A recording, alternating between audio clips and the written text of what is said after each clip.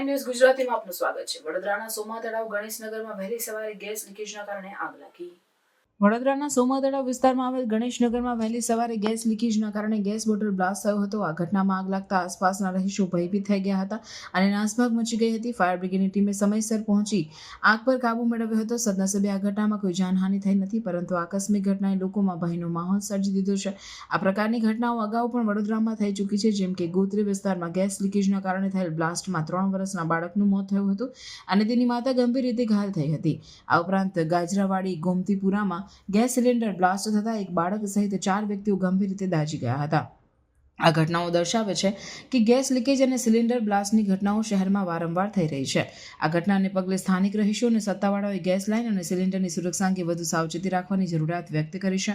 Fire brigade અને gas કંપનીઓએ પણ લોકોને ગેસ ઉપકરણોની નિયમિત તપાસ અને જાળવણી કરવાની સલાહ આપી છે।